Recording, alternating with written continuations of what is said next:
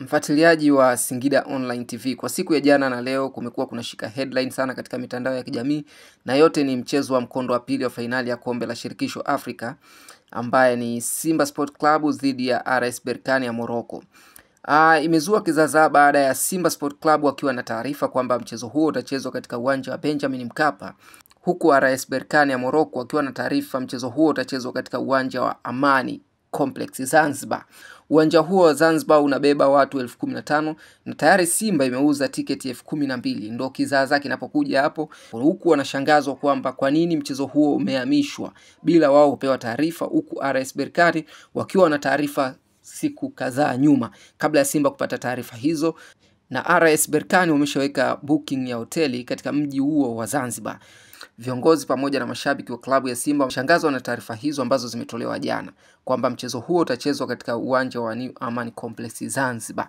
Serikali ya Tanzania haikuwa nyuma juu ya kueleza hali ya uwanja wa Benjamin William Mkapa. Hapa Gerson Msigwa anazungumza na kuelezea hali ya uwanja wa Benjamin Mkapa. Uwanja wetu una maboresho ya aina mbili. Kuna maboresho ya majengo yanayohusisha viti na mifumo ya ndani ya majengo ya uwanja ambayo tuko zaidi ya 85-90, kwa sababu viti tumefunga sehemu kubwa, tumebakiza kama viti 20,000 tu vilivyobaki.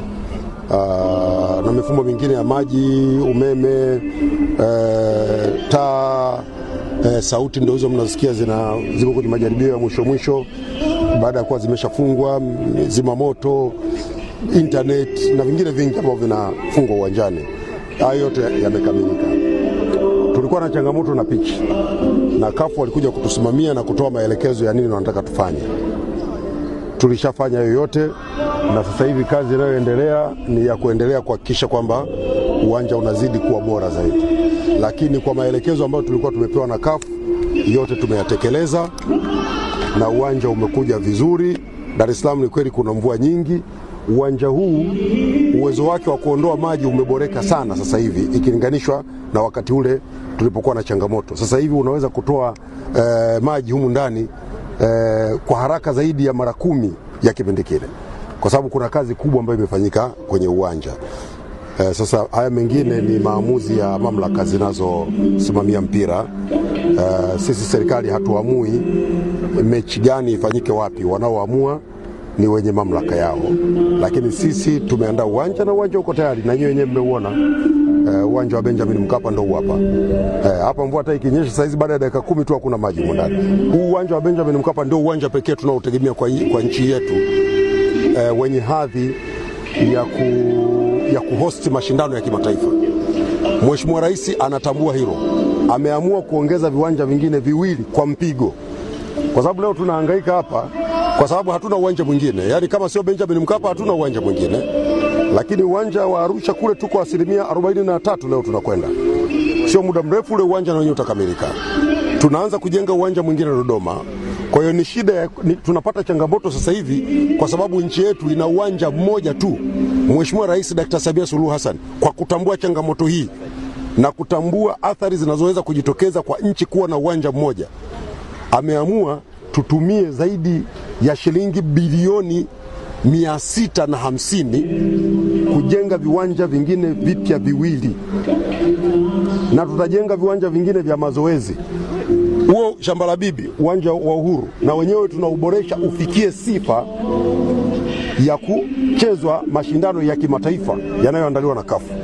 Kwa hiyo sio muda mrefu manake tutakuwa tuna viwanja 4 vikubwa vya serikali vyenye uwezo wa kuhost mashindano ya kimataifa. Benjamin Mkapa, Arusha, Dodoma, Uhuru. Huyo ndio Dr. Samia Suluhu Hassan. Sasa nani atakayeweza kumkwamisha? Hapa saizi wanateka advantage kwa sababu tu tuna uwanja mmoja. Na uwanja wenyewe uko tayari ndio huu hapa. Hapa zimeweka fedha nyingi. Zaidi ya bilioni 30 zimetumika hapa. Badilisha viti hivyo, weka itatani, sehemu za kukimbilia mnaziona. Tunakwenda kufunga mifumo mipya ya viyoyozi. Tumerekebisha vyumba vya waamuzi, vyumba vya anti-doping, vya madaktari, vyumba vya marefali, ball boys, na kila walichokitaka CAF tumekifanya. Tunafanya kazi bega kwa bega na viongozi wa Simba. Tumefanya kazi pamoja mpaka tumefika hapa. Tulikuwa hatulali.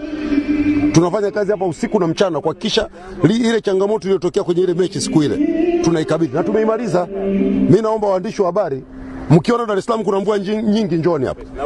Alafu mvua ikikatika tu, hesabuni dakika ya kwanza, ya pili, ya tatu, ya 4, ya 5, ya 6, ya 7, ya 8, ya 9, ya 10. Hamtakuta maji huko.